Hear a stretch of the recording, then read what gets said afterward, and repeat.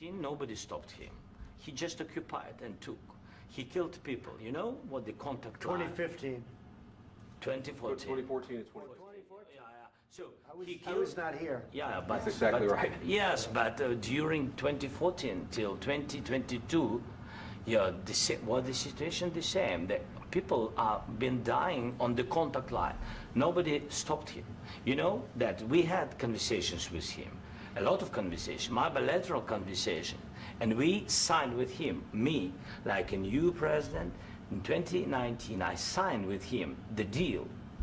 I signed with him, Macron and Merkel, we signed ceasefire. Ceasefire, all of them told me that he will never go. We signed with him with gas contract, yes, but after that, he broken this ceasefire. He killed our people and he didn't exchange prisoners. We signed the exchange of prisoners, but he didn't do it. What kind of diplomacy, JD, you are speaking about? What do you mean? I'm talking about the kind of diplomacy that's going to end the destruction of your country. Yes, but if you Mr. President, with respect, I think it's disrespectful for you to come into the Oval Office and try to litigate this in front of the American media. Right now, you guys are going around and forcing conscripts to the front lines because you have manpower problems. You should be thanking the President for trying to bring an end to this conflict. Have you ever been to Ukraine that you say what problems we have? I have been to. Come once. I've actually watched and seen the stories, and I know what happens is you bring people, you bring them on a propaganda tour, Mr. President.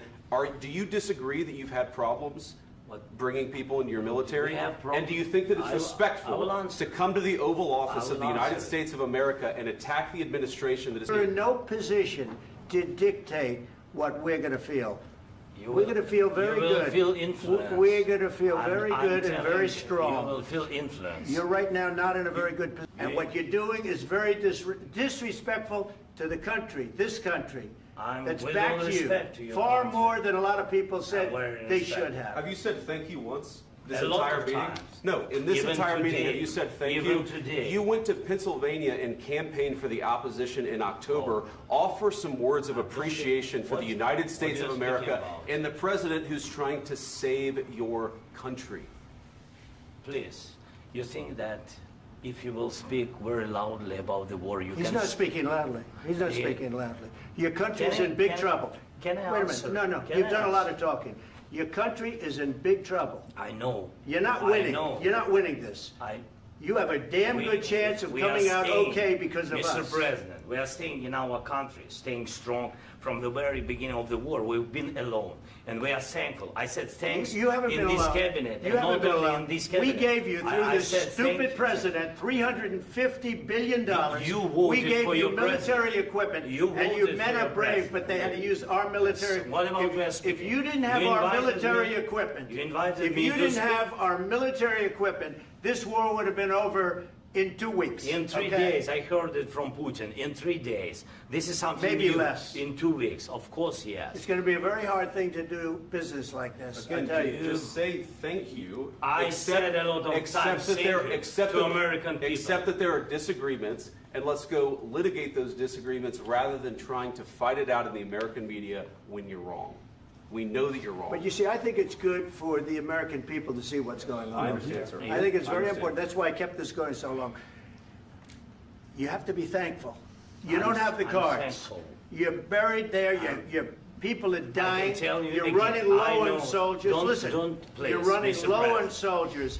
It would be a damn good thing. Mr. And President. then you tell us, I don't want a ceasefire. I don't want a ceasefire. I want to go, and I wanted this.